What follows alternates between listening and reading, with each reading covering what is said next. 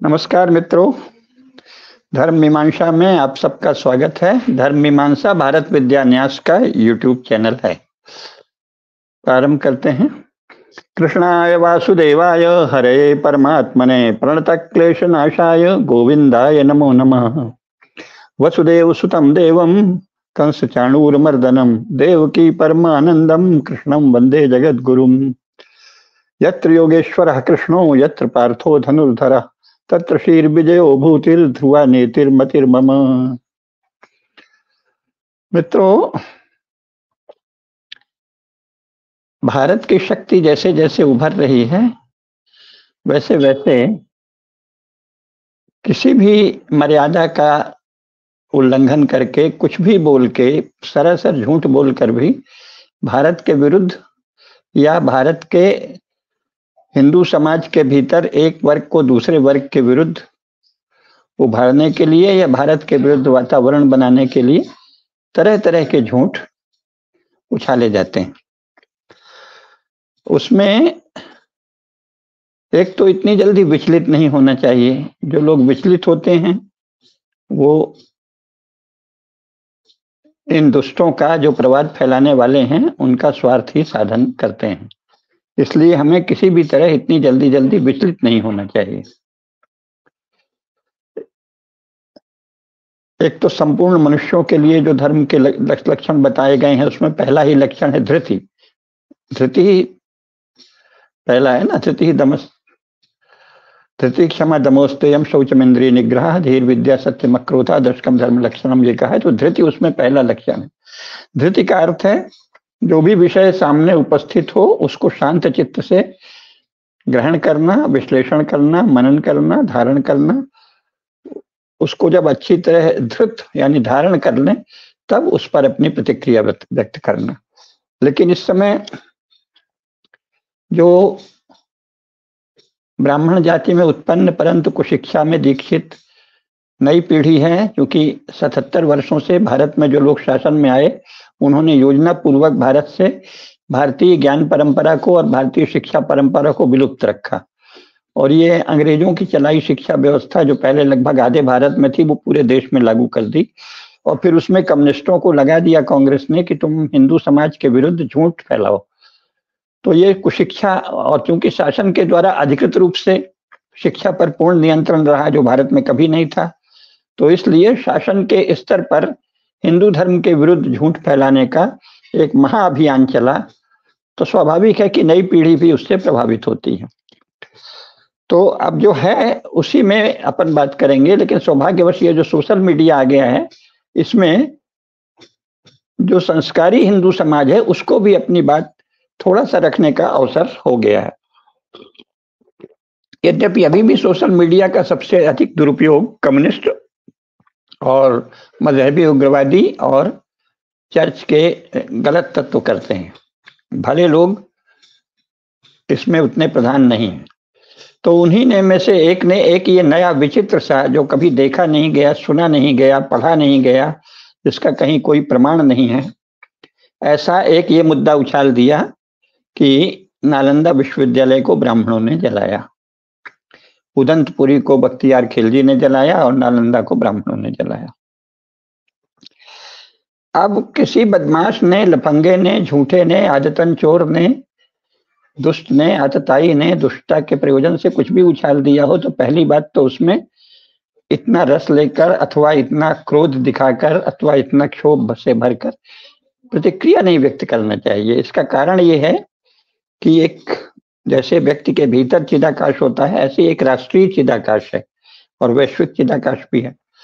तो इसमें आप जो बातें बार बार बोलेंगे वो छा जाएंगे। अब क्योंकि भारतीय शास्त्रों की पढ़ाई नहीं होती, अन्यथा नाट्य शास्त्र में इन सब पर विस्तार से लिखा है, अन्य शास्त्रों में भी लिखा है। जैसे नाट्य शास्त्र में कहा है कि मंच पर कौन से दृश्य लाएंगे, तो उसमें जो मृत्यु आदि के अथवा भयावह या जो गुप्साजनक दृश्य है वो मंच में कभी नहीं लाए जाते। क्यों? क्योंकि वो चित्त में स्थिर हो जाएगा दर्शक के। और अधिक देर यदि आप जुगुप्सा, असत्य, झूठ, विभीषिका या भयावह चीज रखेंगे तो दर्शक के चित्त में अवसाद पैदा होगा। और उद्देश्य क्या है? सत्य का प्रकाश फैलाना। तो सोशल मीडिया में भी दुष्टों ने कुछ उछाल दिया, ये तो उनका कमीनापन है, और आप लगे उस पर जवाब देने या सफाई देने, नहीं नहीं ये तो आपने उसको केंद्रीय विषय बना दिया। तो सदा अपनी बात को केंद्रीय महत्व दीजिए। इसलिए नई पीढ़ी में जो संवेदनशील और जागरूक युवा हैं, युवक युवतियां हैं, उनसे मेरा निवेदन है कि वो इस तरह से कौवा कान ले गया तो उसी में रिएक्ट करने लगे, ये धंधा बंद कर दें। इतनी तेज प्रतिक्रिया कभी नहीं करनी चाहिए, और अगर प्रतिक्रिया करनी ही हो तो किस ढंग से करनी चाहिए उस पर आज चर्चा करेंगे। लेकिन सबसे पहले तो ये कि ये इतना बड़ा झूठ है, इतिहास में आज तक कभी किसी ने नहीं कहा, तो ये जो नया नया रचा जाता है, ये कौन लोग हैं, सबसे पहले उनको पहचानना चाहिए। तो ये चर्च के दलाल हैं ज्यादातर, और कुछ मजहबी उग्रवादियों के दलाल हैं। तो इनको हमारे यहाँ आतताई कहते हैं। तो आतताई के लिए हिंदू शास्त्रों में प्रावधान है वध का, लेकिन इस समय जो कानून भारत में लागू है उसके अंतर्गत हम वध नहीं कर सकते। तो कहा जाता है कि जो वध यदि नहीं करो तो उसको इतना तिरस्कृत और धिक्कृत कर दो, उसके प्रति इतना गहरा तिरस्कार और घृणा व्यक्त करो कि वो वध के ही बराबर है। तो पहली बात कि जो लोग इस तरह का झूठ फैलाते हैं उनसे गहरी घृणा व्यक्त करनी चाहिए और तिरस्कार व्यक्त करना चाहिए। दूसरा बात यह है कि फिर भी अगर आपको खुजली होने लगी कि अरे क्यों कह रहे हैं, तो इसका एक तो कोई उपाय नहीं है, झूठ कोई कुछ भी बोल दे। और हमारे गांधीवादियों में एक बड़े अच्छे, बहुत ही माने गांधीवादियों में अच्छे बुरे सब तरह के लोग होते हैं। तो एक बहुत अच्छे गांधीवादी थे जो गौरक्षा के लिए समर्पित थे, जो गांधी जी के सहयोगी थे जमनालाल बजाज, उनके वो भतीजे थे राधा कृष्ण बजाज। जीवन भर उन्होंने गाय की रक्षा के लिए बहुत काम किया, हमसे उनके बहुत अच्छा संबंध था। तो वो एक बात कहते थे कि आज के कलयुग में गाली मंत्र बड़ा सिद्ध है। दूर कहीं हजारों किलोमीटर दूर कोई कुछ गाली दे देता है और अगला उसमें उचकने लगता है, अखबार में गाली छप गई, अब तो सोशल मीडिया आ गया है तो सोशल मीडिया में गाली आ गई और आप लगे उचकने। तो बोले ये बहुत ही हास्यास्पद है, अगले ने आपको गाली ही तो दी है, तो उसका उत्तर देना है तो आप गाली में दीजिए और नहीं तो उपेक्षा कीजिए। लेकिन उससे ऐसी प्रतिक्रिया व्यक्त करने लगना जैसे किसी विद्वान ने ये कहा है या किसी गंभीर व्यक्ति ने कहा है, तो एक तो इसको समझना चाहिए कि ये मूर्खता है, मूर्खता तज देना चाहिए। इतिहास में ऐसी बातें पहली बात तो कभी किसी ने कही नहीं। दूसरी महत्वपूर्ण बात यह है कि ये जो बौद्ध मत फैला है, जिसे अब अलग धर्म कहने लगे, तो भगवान बुद्ध स्वयं एक निष्ठावान हिंदू थे, सनातनी थे, और उन्होंने मुख्यतः धर्म की बात कही है ना। बुद्धम शरणम गच्छामि, धम्मम शरणम गच्छामि, संघम शरणम गच्छामि, ये 3 मंत्र हैं। हम बुद्ध की शरण में जाते हैं, धर्म की शरण में जाते हैं और संघ की शरण में जाते हैं। ये जो बौद्ध पंथ में दीक्षित लोग हैं उनकी प्रतिज्ञा होती थी भिक्षुओं की। तो बुद्धम शरणम, बुद्ध तो एक व्यक्ति विशेष हो गए जो अवतारी पुरुष हैं, भगवान विष्णु के अंश हैं, लेकिन हैं एक खास भगवान विष्णु के अंश विशेष को, अवतार विशेष को बुद्ध कहा गया। तो वो उनका एक निश्चित रूप हो गया। और संघ क्या है, जो बुद्ध का अनुसरण करने वाले भिक्षुओं का संघ हो, वो संघ है। तो ये 2 चीजें तो एक तरह से व्यक्तिवाचक संज्ञा हो गई, अथवा भगवान बुद्ध व्यक्तिवाचक हुए और ये समूहवाचक हुआ संघ। लेकिन धर्म जो है वो तो एक सनातन है ना, और उन्होंने तो सनत धर्म, सद्धर्म इत्यादि शब्दों का प्रयोग किया, उसमें बौद्ध धर्म तो शब्द ही नहीं है। तो ये बौद्ध धर्म तो 19वीं शताब्दी ईस्वी में अंग्रेजों का फैलाया गया शब्द है। बौद्ध धर्म नाम की कोई चीज नहीं है, धर्म है। तो धर्म तो सदा सत्य पर आधारित रहता है। इसलिए जो बौद्ध धर्म जिसे कहते हैं वो सनातन धर्म है, और सनातन धर्म का ही रूप विशेष है। और इसका सबसे बड़ा प्रमाण क्या है? सबसे बड़ा प्रमाण ये है कि बौद्ध धर्म का जो भी विस्तार हुआ है उसमें सबसे बड़ी भूमिका, निर्णायक भूमिका 95% बौद्ध आचार्य जो हैं, दिग्गज आचार्य जो हुए हैं, चाहे वो नागार्जुन हो, चाहे दिंगनांग हो, चाहे धर्म कीर्ति हो, जितने भी बड़े बड़े बौद्ध आचार्य हुए हैं सबके सब ब्राह्मण थे। ब्राह्मणों ने ही अन्य दर्शनों की तरह बौद्ध दर्शन को भी आगे बढ़ाया है। ब्राह्मणों ने ही बौद्ध दर्शन को इतनी ऊंचाइयां दी हैं। और बौद्ध दर्शन ब्राह्मणों के अभिजात वर्ग का है, क्योंकि बौद्ध दर्शन का अनुसरण, जैसे उसमें कहा है कि प्रज्ञा से प्रक्षालित शील और शील से पुष्ट प्रज्ञा, तो ये तो दुर्लभ लोग होते हैं। तो बौद्ध धर्म तो जन सामान्य के लिए वैसे भी है ही नहीं, वो तो बहुत ही उच्च स्तर की प्रज्ञा और शील वालों के लिए है। जिसकी प्रज्ञा जागृत है, प्रदीप्त है, सत्व से भरी है, और जिसका शील अति उच्च कोटि का है, वही बौद्ध हो सकता है। तो ये अभिजनों का धर्म है, और ये मुख्यतः ब्राह्मणों और राजर्षियों का धर्म है। राजर्षि उसमें ज्यादा हुए नहीं, बौद्ध राजा बहुत थोड़े हुए हैं विश्व भर में। इस समय जो बौद्ध कहे जाने वाले देश हैं, उनको बौद्ध अंग्रेजों ने प्रचारित किया है, उसके पहले वो धर्म को ही मानते थे। जैसे जापान है, तो जापान शिंतो, शिंतो हिंदू शब्द का ही एक जापानी उच्चारण है, जिसको उन्होंने और बोलते, वो जापान भी हिंदू धर्म का अनुयायी है, सनातन धर्म का। वियतनाम है, कोरिया है, यानी वियतनाम अभी कल तक तो चंपा था, और थाईलैंड श्याम देश था। तो चंपा, श्याम देश, सुवर्ण देश, ये सब तो हिंदू देश हैं। तो उसको बौद्ध कह के अंग्रेजों ने फैला दिया, और इसके बाद आधुनिक काल में नए नए भेद पैदा कर दिए। लेकिन बौद्ध धर्म का संपूर्ण उत्कर्ष, सारी ही ऊंचाई, सारा ही वैभव, सारा ही बौद्धिक ऐश्वर्य, सारा ही दार्शनिक ऐश्वर्य, सारा ही आध्यात्मिक ऐश्वर्य ब्राह्मणों की देन है। तो अपनी संतान को, अपनी रची कृति को भला कौन नष्ट करेगा? तो ये तो जाहिर है कि कोई विक्षिप्त और दुष्ट, दो तरह के व्यक्ति ऐसे निरर्थक बातें कह सकते हैं। तो इसलिए उसमें तो विचलित होने की आवश्यकता ही नहीं। पागलों पर अगर आप इतनी तेज प्रतिक्रिया व्यक्त करेंगे तो मूर्खता होगी। लेकिन इस समय का उपयोग करना चाहिए, दो उपयोग करने चाहिए। एक तो जब से अंग्रेजों ने, और खास तौर से अंग्रेजों में से जो चर्च लोग, चर्च वाले जो झूठे और बदमाश लोग हैं, उन्होंने, जो चर्च में अच्छे लोग हैं उन्होंने नहीं किया, लेकिन चर्च में जो बदमाश लोग हैं उन्होंने एक फुर्सत से काम बना लिया है, हिंदुओं की जाति प्रथा को कोसना और उसमें ब्राह्मणों की निंदा करना। तो जब से उन्होंने किया तो धीरे धीरे ब्राह्मणों में स्वयं बिखराव आ गया। और फिर ये 77 वर्षों में तो खासकर ब्राह्मणों में बहुत ज्यादा बिखराव आ गया, क्योंकि उनका कोई धनी धोरी नहीं रहा, कोई रक्षक नहीं रहा। तो ब्राह्मणों में चित्त की और बुद्धि की अस्त व्यस्तता आ गई। अब कई ब्राह्मण संगठन बन रहे हैं, जो बहुत ही शुभ लक्षण है। जुगल किशोर तिवारी जी ने बनाया है, हमारी रेणु बहन है कोलकाता की, रेणु पाठक, उन्होंने बहुत बड़ा संगठन बनाया है। बहुत से लोग, शुक्ला जी, तिवारी जी, बहुत से लोग उसमें जुड़े हुए हैं। ये दो दो बड़े संगठन हैं, और भी कई संगठन हैं। तो ये ब्राह्मण संगठन बहुत ही शुभ लक्षण है। सब एक हो जाएं तो अच्छा है, लेकिन अगर मतभेद है तो अलग अलग भी कर रहे हैं तो कोई समस्या नहीं है। हिंदू धर्म में विविधता जो है वो कोई भेद पर आधारित नहीं होती, भिन्नता पर, अर्थात थोड़ा आप में जरा सा रंग ऐसा है, जरा सा रंग अलग है। एक समूह का रंग थोड़ा अलग होगा, थोड़ा अलग झुकाव होगा दो चार बातों में, दूसरे का अलग होगा। ये परस्पर पूरक है, इसमें कोई बैर विरोध नहीं है।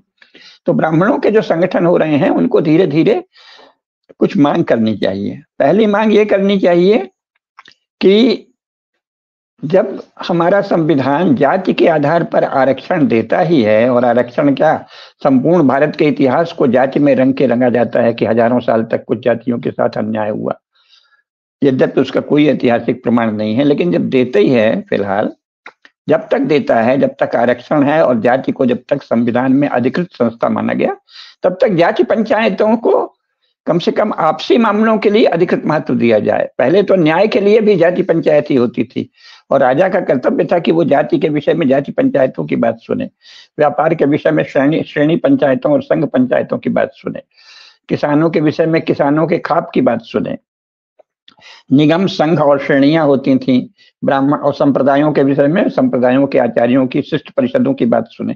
क्योंकि जो अपना जीवन जैसे जी रहा है उसके ही जो सर्वमान्य नियम है उसके अनुसार न्याय किया जाता है। यह नहीं कि राजा की या राजन्य वर्ग की खोपड़ी में कुछ खुजली हुई कि हमको ये कानून बनाना है और बना दिया, ये तो अन्याय है। तो भारत में ये परंपरा रही है, खैर वो फिर से आएगी। लेकिन अभी मांग करनी चाहिए कि जाति पंचायतों को विधिक महत्व दिया जाए, कम से कम जाति के आपसी मामलों में।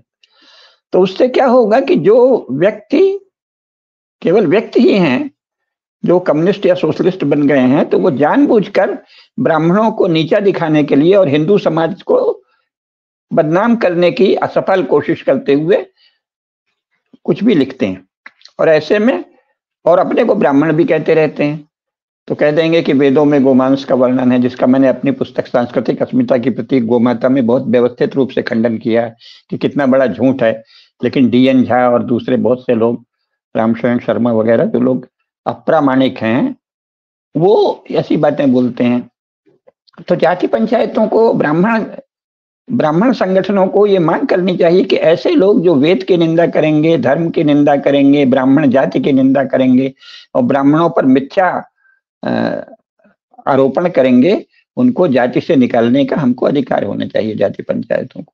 तो ऐसे तथाकथित ब्राह्मण जो हैं, इनको ब्राह्मण जाति से निकाल दिया जाना चाहिए, बहिष्कृत कर दिया जाना चाहिए। लेकिन ये तब होगा जब शासन मान्यता दे ले। ये नहीं कि कल से आप छोटे छोटे ग्रुप बना लिए और घोषणा करने लगे कि हमने जाति से निकाल दी। तो ये तो अराजकता का बहुत ही हास्यास्पद दृश्य हो जाएगा। मैं किसी अराजकता के लिए नहीं कह रहा हूं, कोई अराजकता मत करिए, मांग करिए और मांग में ये बता दीजिए कि अमुक अमुक, लेकिन बड़े संगठन जैसे कि तिवारी जी और रेणु बहन के दो अलग संगठन हैं, ये दोनों बड़े संगठन जिसमें हजारों लोग सदस्य हैं, लाखों लोग सदस्य हैं, ऐसे संगठन। ये नहीं कि 25-50 लोगों को मिला के कोई संगठन बना लिया और लगे लुप लुप करने, वो तो हास्यास्पद हो जाएगा और वो ब्राह्मणों की दशा हास्यास्पद बना देगा। लेकिन ऐसे लोग जिनकी कम से कम हजारों में सदस्य संख्या है या लाखों में है, ऐसे संगठनों को मांग करना चाहिए कि वेद निंदक, धर्म निंदक, ब्राह्मण निंदक कोई भी व्यक्ति ब्राह्मण अपने को नहीं कह सकता और उसको ब्राह्मण जाति से निकालने का हमको अधिकार मिलना चाहिए। मांग किए रहिए, जब मिलेगा तब निकालेंगे, अभी आज नहीं निकालेंगे, निकालने मत लगिए, अन्यथा गैर कानूनी काम के अभियोग में आप पे तरह तरह के मुकदमे लग जाएंगे। तो ऐसी बेवकूफी मत करिए, लेकिन मांग करिए, मांग का महत्व है। तो डीएन झा या जो भी और नए नए ब्राह्मण और ब्राह्मणी भी निकलने लगी हैं, ब्राह्मण कुल में उत्पन्न बहुत सी कुल कलंक की स्त्रियां, युवतियां भी होने लगी हैं, उन सबको जाति से निकालने का अधिकार मिले, ऐसी मांग करनी चाहिए और सार्वजनिक रूप से ये कहना चाहिए कि हम इनको, ये ब्राह्मण है ही नहीं। ऐसा ब्राह्मण एकता के नाम पे हमको धर्मद्रोही, वेदद्रोही, धर्मद्रोही, देशद्रोही, विप्रद्रोही, ब्राह्मण द्रोही व्यक्ति नहीं चाहिए। तो एक तो ये करिए कि हमको ऐसा मांग करना चाहिए। दूसरे, ये जो लगातार अभियान चल रहे हैं, हम लगातार देख रहे हैं ब्राह्मणों के विरुद्ध एक तरह का नियोजित अभियान, तो इसमें बहुत सोच समझ के ब्राह्मण सभी संगठनों का एक महापरिषद बननी चाहिए और उनको ये मांग करनी चाहिए कि भाई अगर शासन इस तरह के आतताइयों, दुष्टों और म्लेच्छों, इनको म्लेच्छ बोलेंगे, जो इस तरह से मृद्धवाक जो है वो दस्यु है और म्लेच्छ है, जो गलत वाणी बोलता है, गलत वाणी बोलता है, अप्रामाणिक वाणी बोलता है, तथ्यों से अपुष्ट वाणी बोलता है, असत्य बोलता है, वो दस्यु है और म्लेच्छ है। तो दस्युओं और म्लेच्छों पर शासन कार्रवाई करे। इन पर एक तो जाति विशेष को लक्ष्य करके घृणा फैलाने के लिए कार्रवाई होनी चाहिए, दूसरे लोक शांति को प्रक्षुब्ध करने के लिए कार्रवाई होना चाहिए, हिंदू समाज में परस्पर घृणा, बैर, विरोध और भेदभाव फैलाने और इस प्रकार हिंदू समाज को नष्ट करने का व्यवस्थित प्रयास करने की कार्रवाई होना चाहिए। तो बहुत सी कार्रवाइयां हो सकती हैं, वो शासन को करना चाहिए। ये मांग करनी चाहिए कि शासन इनके विरुद्ध मांग करे। और अगर शासन कुछ नहीं करता तो जैसे भाषावार प्रांत रचना हुई है, उसी तरह वर्णवार प्रांत रचना हो जाए। अब देखिए, जो भाषावार प्रांत रचना हुई है उसमें जैसे आंध्र है, तो आंध्र तेलुगु भाषियों के लिए, लेकिन वहाँ के तेलुगु भाषी पर नहीं रहते, वहाँ बहुत से हिंदू भाषी, तमिल भाषी, मराठी भाषी, गुजराती भाषी भी रहते हैं। गुजरात में हिंदी भाषी, मराठी भाषी, तेलुगु भाषी, कन्नड़ भाषी, मलयालम भाषी सभी रहते हैं। केरल में, तमिलनाडु में और हिंदी प्रदेशों में तो सब रहते ही हैं। तो भाषावार प्रांत रचना होने से ये नहीं है कि किसी अन्य भाषा को बोलने वाले का वहां निषेध है, लेकिन उस भाषा का महत्व है। इसी प्रकार अगर शासन ब्राह्मणों की निंदा करने वाले गिरोहों के विरुद्ध लोक शांति को प्रक्षुब्ध करने, हिंदू समाज में घृणा, वैमनस्य, भेदभाव फैलाने, हिंदू समाज को विश्व परिदृश्य में कलंकित करने का प्रयास करने, हिंदू समाज पर मिथ्या आक्षेप लगाने और ब्राह्मणों के प्रति तिरस्कार और उपेक्षा फैलाने का पाप कर रहा है, तो शासन को इसमें कार्रवाई करनी चाहिए। अगर फिलहाल शासन इस कर्तव्य के पालन में असमर्थ है तो फिर वर्णवार राज्य रचना कर देनी चाहिए। तो ब्राह्मणों के अलग 2-3 राज्य बन जाएं। आखिर 12 करोड़ ब्राह्मण हैं भारत में, अब तो शायद 15 करोड़ हो गए हैं। 15 करोड़ ब्राह्मणों के लिए 2 राज्य बन जाएं, या तो फिर एक उत्तर प्रदेश और मध्य प्रदेश और राजस्थान, ये 3 राज्य आप ब्राह्मणों का ब्राह्मण राज्य बना दीजिए। जैसे पहले गांव होते थे ऐसे, जिन्हें धर्मदेय, ब्रह्मदेय गांव कहते थे, ब्रह्मदेय गांव होते थे, तो ब्रह्मदेय राज्य बना दीजिए। इसका यह अर्थ नहीं है कि वहां अन्य जातियों के लोग नहीं रहेंगे, लेकिन वहां अन्य जातियों के वही लोग रहेंगे जो ब्राह्मणों के प्रति श्रद्धा रखें, सनातन धर्म को माने, वर्णाश्रम धर्म प्रतिपालन की शपथ लें और प्रतिज्ञा करें कि हम वर्णाश्रम धर्म का प्रतिपालन करेंगे। वो लोग ब्रह्मदेय राज्यों में रह सकते हैं। तो वर्णवार राज्य गठित कर दीजिए, ब्राह्मणों का राज्य हो, वहां वही क्षत्रिय रहें जो संकल्प लें कि हम ब्राह्मणों की रक्षा करेंगे और ब्राह्मणों का सम्मान करेंगे, इसीलिए ब्राह्मणों से सम्मानित होंगे। क्षत्रिय सदा ब्राह्मणों द्वारा सम्मानित होता है, लेकिन तब जब वो पहले ब्राह्मणों का सम्मान करे, पूजन करे, तो ऐसे क्षत्रिय रह सकेंगे। वैश्य तो हमारे सदस्य ही श्रद्धालु और संस्कार संपन्न है, तो सभी वैश्य वहां सरलता से रह सकेंगे। और अन्य जातियों के जो लोग, जिन्हें हम शिल्पी जाति कहते हैं, परिचर्या कर्म आदि के जातियों के लोग, वो भी वहां तब रहेंगे जब उनके मन में ब्राह्मण के प्रति श्रद्धा हो। तो वर्णवार राज्य बना दीजिए, ऐसी मांग करनी चाहिए। ब्राह्मण अपना कर लेंगे, ब्राह्मणों के अलग राज्य बन जाएं। अगर आप ऐसी, इससे भारत कमजोर नहीं होगा। अगर भाषावार प्रांत रचना से भारत कमजोर नहीं हुआ, तो वर्णवार प्रांत रचना से भी भारत कमजोर नहीं होगा। लेकिन ये जो आपस में एक वर्ण को टारगेट करके उसके विरुद्ध घृणा फैलाने की और उसको सब प्रकार से लोक में घृणा और उपेक्षा और तिरस्कार का पात्र बनाने की, और इस प्रकार मानव द्रोह की और हिंदू द्रोह की जो एक व्यवस्थित कोशिश चल रही है, उसकी काट ये है कि भारत शासन ने जैसे 1950 में भाषावार प्रांत रचना का निर्णय लिया, उसी प्रकार वर्णवार राज्य रचना हो जाए। ब्राह्मणों के अनुपात के हिसाब से ब्राह्मणों के राज्य हो जाएं, क्षत्रियों के राज्य हो जाएं, वैश्यों के राज्य हो जाएं। वैश्यों के सबसे अधिक राज्य होंगे, क्योंकि जो मनुस्मृति आदि में वैश्यों का वर्णन है, उसमें तो जिन्हें आजकल ओबीसी कहा जाता है, उसकी बहुत बड़ी संख्या वैश्य है ना। तांबे, लोहा, तांबा, सोना, कांसा आदि का काम करने वाले, मिट्टी का बहुत सारे गिनाए हैं, सबके सब वैश्य हैं। किसी भी प्रकार का कारोबार करने वाले सभी लोग वैश्य हैं। तो वैश्यों के राज्य हो जाएंगे भारत में बहुत अधिक। और अगर वो ब्राह्मणों को आमंत्रित करेंगे तो ब्राह्मण वहां जाके अवश्य रहेंगे। अन्यथा ब्राह्मणों का राज्य आप अलग कर दीजिए भाई। अगर आप ब्राह्मणों को इतना ऐसा झूठा अभियोग लगाकर अगर टारगेट किया जाता है, तो ब्राह्मणों के अलग राज्य बन जाए। जो ब्राह्मणों के प्रति श्रद्धा रखे वो वहां रह सकता है, नहीं तो ब्राह्मणों में हम लोग ऐसी व्यवस्था कर लेंगे कि हम खुद ही अपना बाकी काम भी कर लेंगे। आधुनिक भवन जो बन गए हैं उसमें शौच आदि की तो कोई समस्या, वो तो मुस्लिम काल में एक विशेष जाति बनी थी। बाकी तो ये हिंदुओं में कहीं लिखा नहीं है कोई ऐसी भी जाति होगी जो इस तरह के शौच के कार्य करेगी, इसलिए वो तो हिंदू धर्म का अंग ही नहीं है। जिन जातियों को सफाई का विशेष कार्य दिया गया, वो उसके लिए मुसलमान जिम्मेदार हैं, हिंदू धर्म में कहीं ऐसा नहीं लिखा है। लेकिन अन्य जातियां जो हैं, मुख्यतः शिल्पी जातियां हैं और परिचर्या कर्म की जातियां, उसमें जिनको सनातन धर्म में वर्ण और आश्रम में श्रद्धा हो, वो वहां रहें और बाकी लोग अपनी जगह रहें। तो एक तो ये होना चाहिए। और दूसरा, अगर तरक्की करना है तो ट्रैक रिकॉर्ड, एक बहुत शब्द चला है आजकल, तो ट्रैक रिकॉर्ड देखो ना। तो मुसलमानों के क्या मुसलमानों के तो ये सर्वविदित लक्षण है। हजारों मंदिर तोड़े, हजारों विश्वविद्यालय तोड़े ईसाइयों और मुसलमानों ने। यूरोप में और सारी दुनिया में हजारों विश्वविद्यालय तोड़े, हजारों मंदिर तोड़े, हजारों विद्या केंद्र नष्ट किए। ब्राह्मणों का कौन सा ट्रैक रिकॉर्ड है? उन्होंने तो विद्या केंद्र बनाए हैं और फैलाए हैं।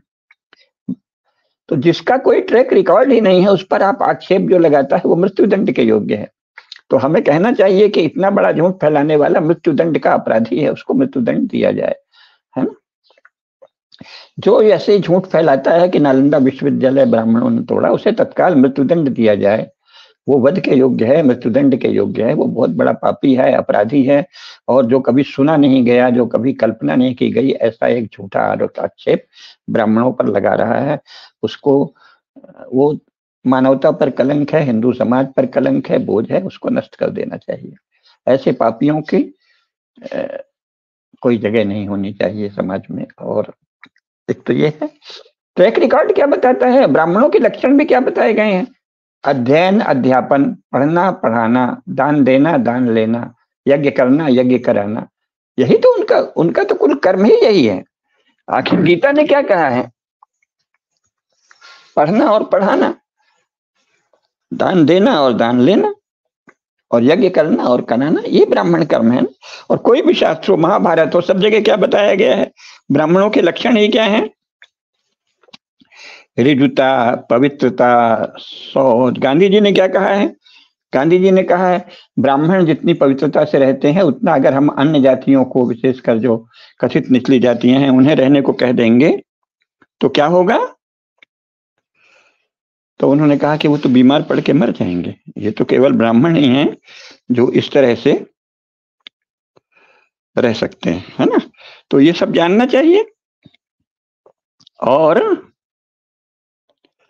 ब्राह्मणों का गीता में जो लक्षण है, अभी इस समय मुझे मिल नहीं रहा, उसमें यही कहा है कि भाई अध्ययन, अध्यापन, यजन, यज्ञ करना और कराना, ये सब ब्राह्मणों के काम है ना। तो इसलिए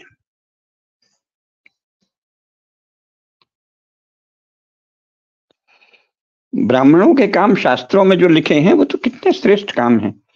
और इसलिए इसके बाद फिर ये कहना कि ब्राह्मण ऐसा करेगा, ये तो विचित्र बात है ना। ये तो पाप है, ये तो अधर्म है, ये तो पिशाचों का काम है, निशाचरों का काम है, राक्षसों का काम है। वे मृत्युदंड के योग्य हैं। शासन को उन्हें मृत्युदंड देना चाहिए। गीता के 18वें अध्याय में क्या कहा है? शमो दमस्तपः शौचम क्षांतिरार्जव में उच ज्ञानम विज्ञानम आस्तिक्यम ब्रह्म कर्म स्वभावजम। अध्याय 18 श्लोक 42 गीता। शमो दमस्तपः शौचम, शम सदा शांत रहना, चित्त को शांत रखना, चित्त में शांति रखना। दम इंद्रियों का दमन करना, इंद्रिय लिप्सा को बढ़ने नहीं देना। तप धर्म पालन के लिए कष्ट सहना। पवित्रता आंतरिक और बाहरी पवित्रता, है ना। शांति अर्थात अगर कोई गलती भी करे तो उसके प्रति शांत भाव रखना। आर्जव यानी सरलता, रिजुता, सरलता, निश्चलता, पवित्रता, सरलता, है ना। और ज्ञान की साधना करना। और विज्ञान यानी विशेष ज्ञान, अलग अलग एक शाखा विशेष का या साधना विशेष का या दर्शन विशेष का या किसी भी एक अनुशासन का, विद्या के विशेष ज्ञान प्राप्त करना। विशेष ज्ञान को विज्ञान कहते हैं। और सदा ही ईश्वर भक्ति रखना। समो दमस्तपः शौचम क्षांतिरार्जव में उच ज्ञानम विज्ञानम आस्तिक्यम ब्रह्म कर्म स्वभावजम। ऐसे जो पवित्र ब्राह्मण हैं उनके तो स्मरण मात्र से व्यक्ति और समूह और समाज पवित्र हो जाता है। ऐसे हमारे वेदों, शास्त्रों, पुराणों, महाभारत, वाल्मीकि रामायण, श्रीमद् भगवद गीता, रामचरितमानस, राम आदि सब में वंदित ब्राह्मणों को हम प्रणाम करते हैं। हे ब्राह्मण देवता, आपके विरुद्ध जो पापी इतना झूठ फैला रहे हैं उनको मृत्युदंड कर देने वाला न्यायपूर्ण शासन भारत में आए। उनको मृत्युदंड देने की मांग करने वाला हिंदू समाज जागृत हो, ऐसा आपकी कृपा हो। भगवान से प्रार्थना है कि हिंदू समाज में वो जागृति आए जो इतना झूठ देने वालों को, इतना झूठ फैलाने वालों को, इतना झूठ बोलने वालों को मृत्युदंड दें। ऐसा शासन से मांग करे और ऐसा विधिक प्रावधान हो। और हम ऐसे पापियों का, ऐसे पिशाचों का, ऐसे राक्षसों का, ऐसे अधम लोगों का मुंह भी न देखें। इतना बड़ा झूठ भारत में संभव ही न हो। हे प्रभु ऐसी कृपा करो, हे जगदम्बा ऐसी दया करो। ये पापी समूल नष्ट हों और हम शांत रहें, सत्य का प्रतिपादन करें, ब्राह्मणों का सम्मान करें। ब्राह्मण जो समो दमस्तपः शौचम क्षांतिरार्जव में उचो ज्ञानम विज्ञानम आस्तिक्यम ब्रह्म कर्म स्वभावजम। ऐसे ब्रह्म कर्म परायण ब्राह्मणों को हम सब नित्य प्रणाम करें, उनका चरण वंदन करें, उनके चरणों में नत रहें और उनसे ज्ञान और विज्ञान प्राप्त करें। और इतनी घिनौनी बात भारत में संभव न हो, ऐसा सुशासन आए, ऐसा न्यायपूर्ण शासन आए, ऐसा समय आए, ये भगवान से प्रार्थना करें। यही कहते हैं। जय हो। धर्म की जय हो, अधर्म का नाश हो, प्राणियों में सद्भावना हो, विश्व का कल्याण हो। नमः पार्वती पतये, हर हर महादेव।